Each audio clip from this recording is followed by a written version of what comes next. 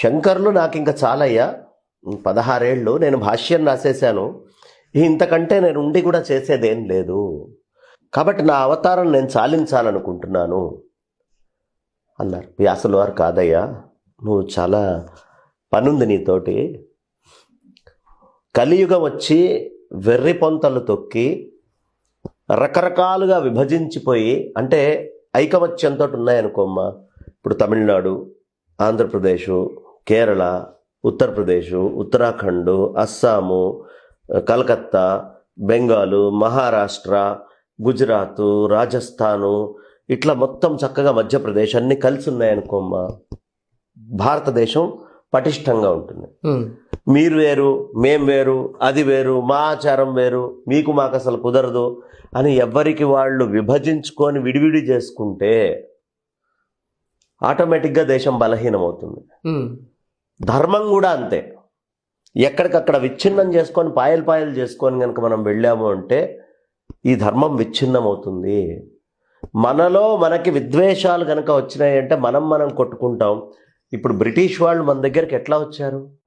అవునండి, మధ్యలో వాళ్ళు వచ్చారు, మన వాళ్ళే వెళ్ళి సహాయం చేసి మన వాడిని కొట్టించారు. ఎందుకు కొట్టించాల్సి వచ్చింది? వీడికి ఉన్న విద్వేషం. దేశం ఏమైపోతుంది, తర్వాత ప్రజలు ఏమవుతారు అనే ఆలోచన లేదు.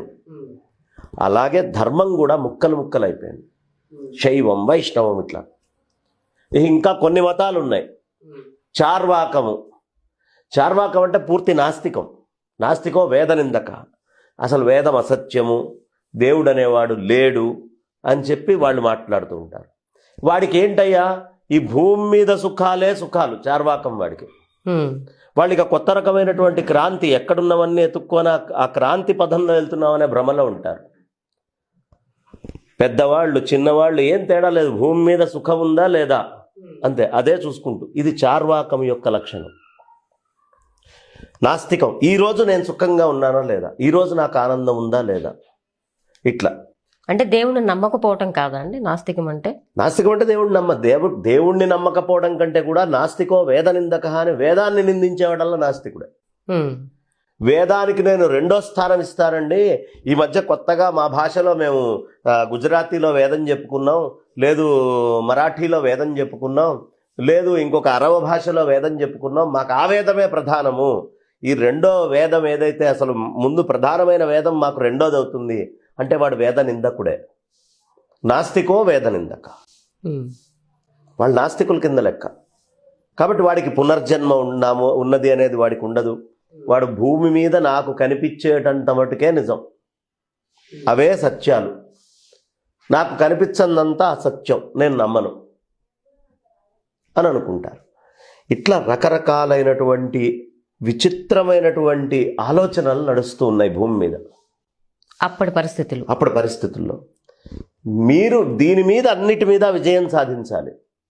నిన్న మనం చెప్పుకుంటూ పోయాం, ఎలా తయారైపోతారయ్యా అంటే, ఏమండి, కళ్యాణం బొట్టు మనం ఇట్లా కొంచెం పైకి పెట్టుకుంటాం, ఇక్కడి నుంచి ఇక్కడికి బొట్టు పెట్టుకుంటాం, కళ్యాణం బొట్టు. ఆ కళ్యాణం బొట్టు చూసి మీరు మొదటి నుంచి ఇంతే కదా పెట్టుకుండేది, మీరంతా వైష్ణవులే అంటాడు ఒకడు. ఎలా కుదురుతుంది? అరే, సంప్రదాయంలో ఊర్ధ్వపుండ్రము ఉంది, ఇంకో పుండ్రము ఉంది. నువ్వు విష్ణువుకి ప్రాధాన్యత ఇస్తావు, శివుణ్ణి తిడతావు, మిగతావన్నీ తక్కువని కాదు.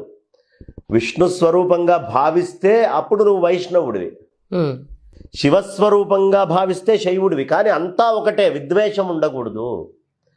శంకరాచార్యుల వారు అందుకనే పంచాయతనము అనేది ముందు స్థాపన చేశారు. అంటే వివరిస్తారా? పంచాయతనము అంటే మన ప్రతి ఇంట్లోనూ సాలగ్రామం విష్ణుమూర్తి స్వరూపంగా, తర్వాత మన స్వర్ణముఖి నదిలో ఒక అద్భుతమైన శిల దొరుకుతుంది, బంగారంలాగా ఇట్లా అబ్రకంలాగా మెరిసిపోతూ ఉంటుంది, వెండిలో బంగారంలాగా, దాన్ని స్వర్ణముఖి అంటారు. అది అంబిక, అమ్మవారికి గుర్తు. అలాగే స్ఫటికముతోటి సూర్యనారాయణమూర్తిది ఉంటుంది, అది ప్రతి వాళ్ళ ఇంట్లో ఉండాలి. ఇవేవి రూపం ఉండదమ్మా దేనికి. పగడముతోటి ఉండేటటువంటిది గణపతి, పగడంలాగా ఉంటుంది అచ్చం గణపతి. అలాగే బాణం నర్మదా నదికి సంబంధించింది. గండకీ నది సాలగ్రామాలు తీసుకొచ్చుకొని ఈ మొత్తము 5 చోట్ల నుంచి 5 రకాలైనటువంటి 5 నదుల్లో వస్తువుల్ని తెచ్చి ఇంట్లో పెట్టుకొని 5గురికి పూజ చేయి. అంటే గణపతికి చెయ్యి, సూర్యనారాయణమూర్తికి చెయ్యి, అమ్మవారికి చెయ్యి, విష్ణువుకి, శివుడికి 5గురికి చెయ్యి. ఈ 5గురిలో నీకు ఒకళ్ళు ఇష్టం ఉంటారు కదా, ఆ ఇష్టం ఉన్నటువంటి వాళ్ళని సెంటర్లో పెట్టుకో. సో అల్టిమేట్గా నువ్వు నీ కోరిక తీరుతుంది. చుట్టూతా పరివార దేవతలుగా వాళ్ళని ఉంచుకో. నీకు విష్ణువు ఇష్టమా, మధ్యలో సాలగ్రామం పెట్టు. నీకు శివుడి ఇష్టమా, మధ్యలో నర్మదా బాణాన్ని పెట్టు. లేదు గణపతి ఇష్టమా, మధ్యలో ఆ గణపతిని తీసుకొని వెళ్ళి పెట్టు. లేదు అమ్మవారి ఇష్టమా, అంబికను తీసుకెళ్ళి పెట్టు. అలా ఈ 5 పెట్టి ప్రతినిత్యము పూజ చేసుకోవడం ఏదైతే ఉందో దాన్ని పంచాయతనం అంటారు. పంచ అంటే 5. కాబట్టి ఈ పంచాయతన దేవతలు ఎవరున్నారో వీళ్ళని కొలవండి అయ్యా. ఒకళ్ళు ఎక్కువ ఒకళ్ళు తక్కువ అనేటటువంటి భ్రమ మాత్రం లోపల నుంచి పూర్తిగా తీసేసేయండి.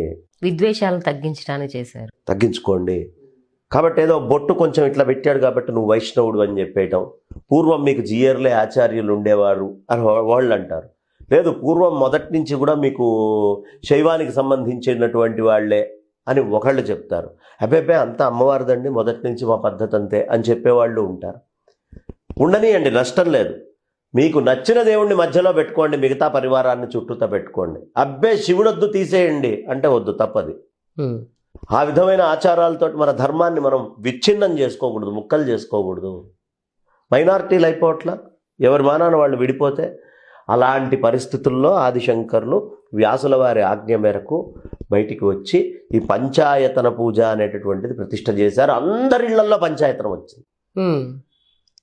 కాబట్టి పంచాయతన పూజ అనేది శంకరుల యొక్క హృదయం.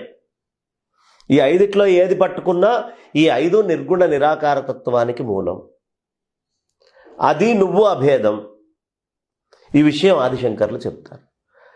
కాబట్టి చక్కగా ఆదిశంకరాచార్యులు వారు చెప్పినటువంటి ఈ పంచాయతన పూజని ఆరంభం చేసుకొని ఇక వ్యాసుల వారికి సాష్టాంగం చేశారు.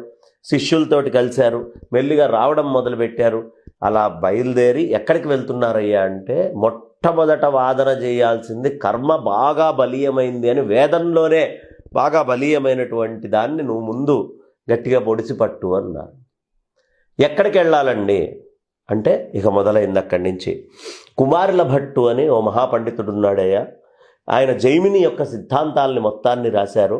నువ్వు దాన్ని ఖండించి అక్కడ ఏది ధర్మమో దాన్ని నువ్వు ప్రతిష్ఠ చెయ్యి. అక్కడి నుంచి మొదలుపెట్టి ఇక రకరకాలుగా కొట్టుకుంటున్నటువంటి 72 మతాల్ని ద్విసప్తతి మతోచ్ఛేత్రే నమః వాటన్నిటినీ తీసి పక్కన చీల్చి చెండాడు. ఇక నీ పని ఇదే అంటే ఒక 16 ఏళ్లలో అమ్మ ఆదిశంకరాచార్యులు వారు ఇండియాలో ఎవరు పెద్ద పెద్ద స్కాలర్స్ ఈ విద్యలో అనేవాళ్ళు ఎవరున్నారో వాళ్ళ ప్రతి చోటకే ఆదిశంకర్లే ఆయనంతటా ఆయన వెళ్ళారు. 72 మతాలు ఉన్నాయా అండి అప్పట్లో? 72 అవైదిక మతాలు. అంటే ఇటు నాస్తికాలని, పాషండ మతాలు, కొన్ని అన్ని రకరకాలైనటువంటి మతాలు 72.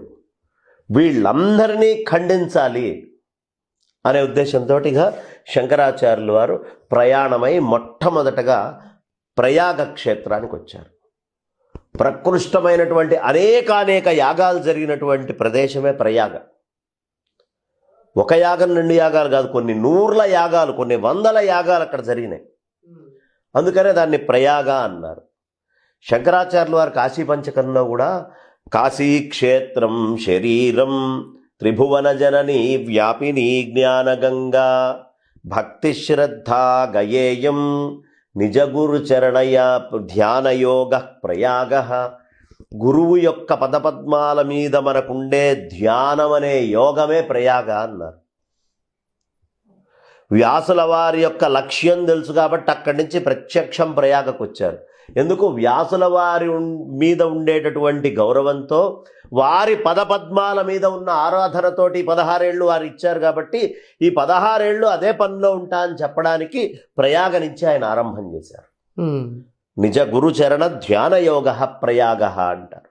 అక్కడి నుంచి ప్రయాగ ప్రకృష్టమైన యాగం ఎంత గొప్పదో తెలుసా అమ్మ ప్రయాగ. అక్కడే భరతుడికి భరద్వాజ మహర్షి ప్రత్యేకమైనటువంటి విందు రామాయణంలో ఇచ్చినటువంటి ప్రదేశం అది.